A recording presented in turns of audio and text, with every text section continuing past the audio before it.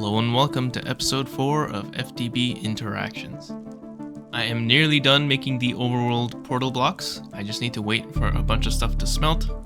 It should be done in a few minutes here. But I realized something funny. So I recently changed my skin on Minecraft, but I still have the head. I have my old head on. That's funny. But the new skin is a cat. I'll show a picture of the cat this is based on screen. But I'm gonna keep my old head on for a bit. That's funny. So let's get things going. First I'm gonna clean out all of this water by making some rice slime balls, because why not? For the Overworld portal blocks, first of all I need 1 bucket of lava. That's inside. That also consumes the clay bucket because it was lava. I need 10 paper walls, 40 reed 1 blocks, and 20 seared stone. Seared stone is easy. I have my seared bricks. That's chill.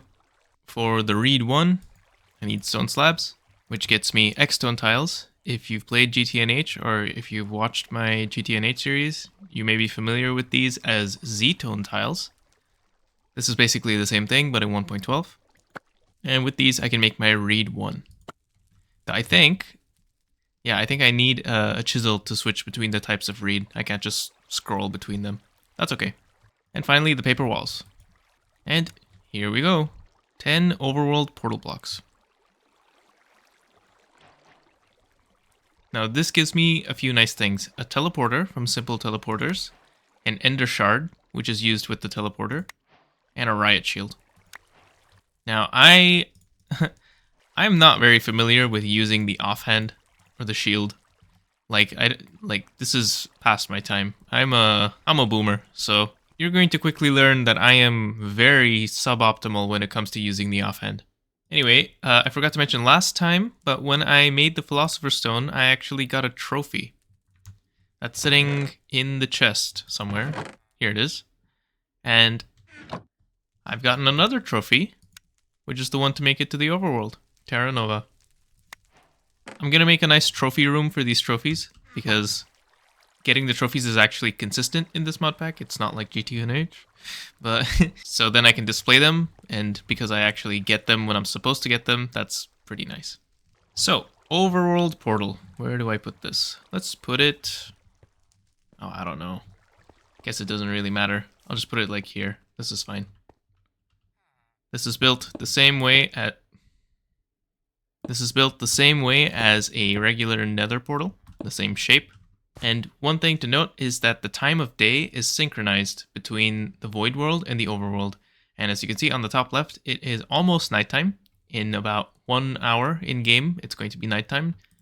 So I'm probably going to come back and just AFK for a bit, maybe gather some supplies or something. I don't know. But let's go through the portal just to see what kind of landscape we have on the other side. Alright. An ocean. There's some oil spouts here, which is kind of nice. I see a swamp. That's kind of lame. This is not ideal. It's kind of annoying. Now let's take a look at the map here. Yeah, swamp, ocean, deep ocean, a meadow, lush hills, a desert, savanna, and a rocky plateau. If I remember correctly, different ores spawn in different biomes. Well, approximately. There's a whole new quest page that's unlocked for the Overworld, so I need to read all of these quests because I think I remember a lot of it, but it would be good for me to refresh. And also I'm going to claim some of these quest rewards, like these night vision elixirs, because why not? There's also the smart chicken. I'm going to wait on that for a few more minutes. But it is almost night here, and the Overworld is a very dangerous place, especially compared to the Void World, which is perfectly safe, except if I, fall off and die. So I'm gonna head back to the Void World, read these quests, and formulate a plan. Okay, a little bit of reading later. So, first things first, I want to establish a base. I want to have well, I was gonna say I want to have a bed, but if I remember correctly, you can't sleep in this mod pack. But what I can do is I can make crying obsidian, and this allows me to set my spawn point. This is pretty easy to make after I find some lapis, or with an alchemy array with obsidian plus water clay bucket. This is much easier. I'm probably going to do this. But I would like to set up a base in a nice, pretty biome. So I'm going to spend some time exploring. And one thing to note about the world gen is the biome map loops every couple thousand blocks. So if you travel north or south, the temperature loops. So for example, I can travel north and get a cold biome. And then if I keep going north, it becomes warm again. And if I keep going north still, it becomes cold again, and so on. And if I travel east or west, it will oscillate in wetness. So if I want wetter biomes, I go to the east. If I keep going east, it becomes dry, and repeat. So that's about the biomes. About the ores. Very similar to GTNH, there are sections of ores, or ore chunks, you could call it, I guess, that are 3x3 chunks in area. And generally speaking, each of these sections is going to have an ore. And you can identify what ore it is without digging down, a lot of the time at least, by looking at the plant that's growing on the surface. So different plants correspond to different ore veins. So that makes it pretty easy to quickly see at a glance what the ore vein is without having to dig down. And finally, one thing I want to make before I enter the overworld, it's almost daytime so I should probably get going. I want to make a scanner, and I want to make a scanner module rare ores. This is made with low covalence dust and a blank scanner module, which I can get from the transmutation tablet. And the scanner itself, I can also get from the transmutation tablet. Easy. And if I shift right click, I can put this in. And now I can scan. And it'll show me any ores nearby. Obviously there's no ores here, so nothing happened, but let's go to the overworld. Now, of course, I'm not going to be able to survive the nights very well at this point. So I think what I'm going to do is I'm going to quickly build out a little just shitty cobblestone box. I'll probably come back one day and clean it up, or not, depending on where I decide to settle. But I'm going to make a quick little box here.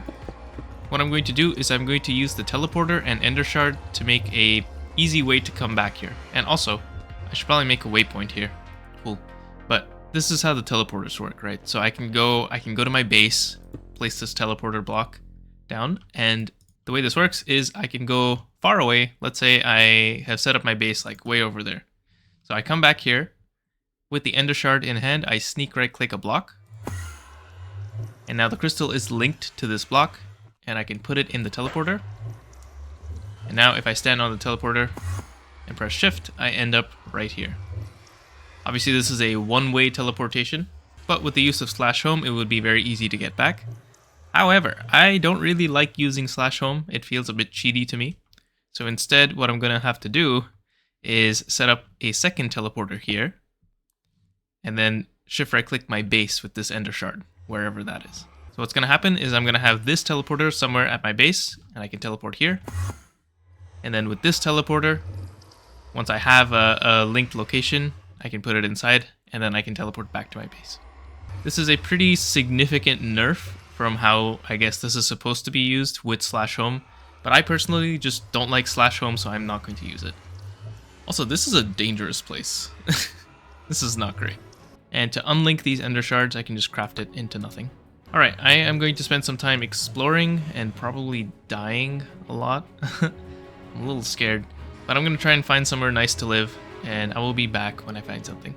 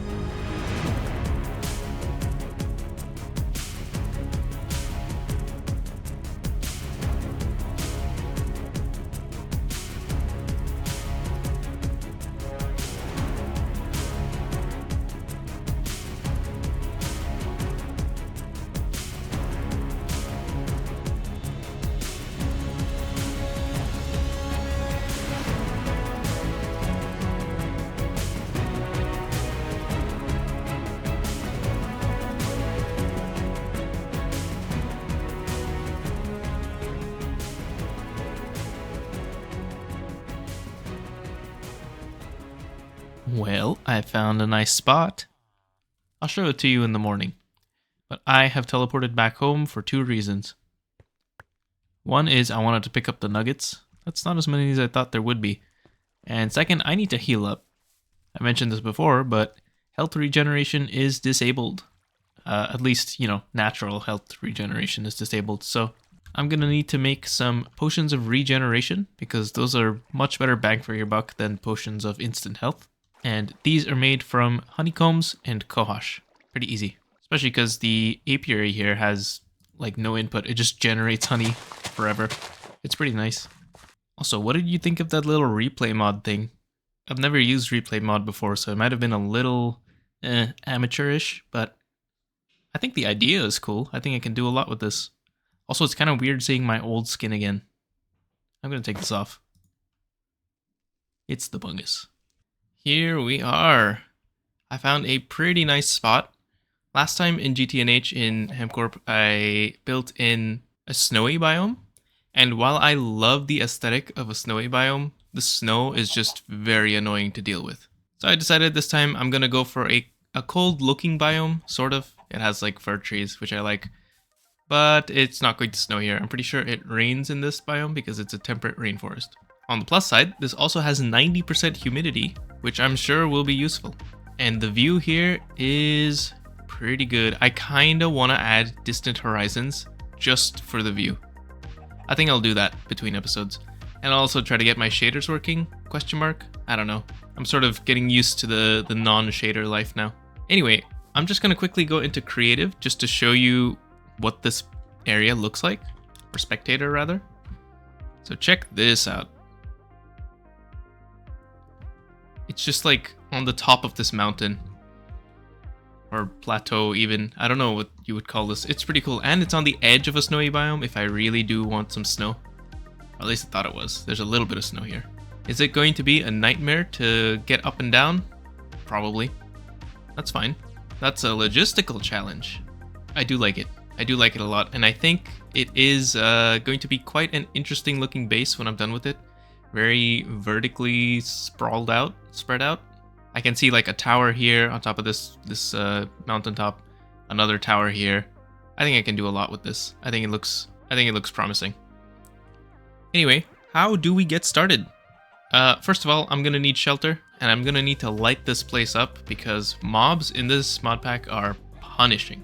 I'm about to burn daylight right now by just telling you about the mobs. You know what? I shouldn't do that. I'll tell you about the mobs when it's night. For now, I'm gonna get to chopping down some trees, making some space here, flattening out the land just a little bit so I can have a cute little house to start with. And I think I'm gonna try and build in a different style, but honestly, I don't see that happening.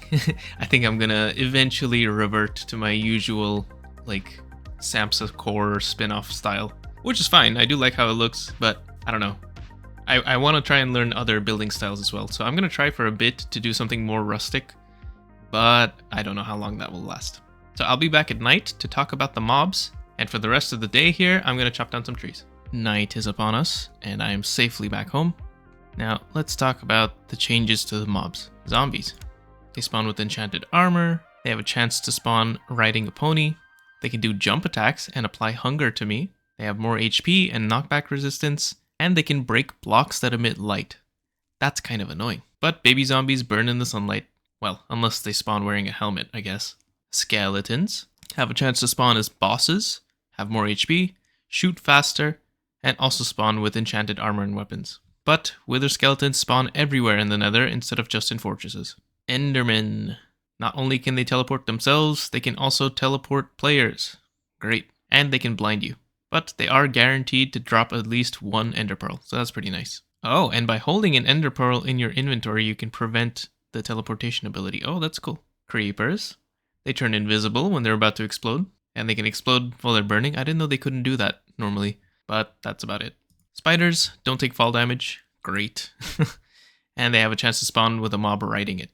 Great. Spider jockey. Slimes have more knockback depending on their size, and can jump further than before. And they spawn additional slimes when hit, not just when split. Witches apply random buffs to enemy mobs. Wow, that's that's gonna suck.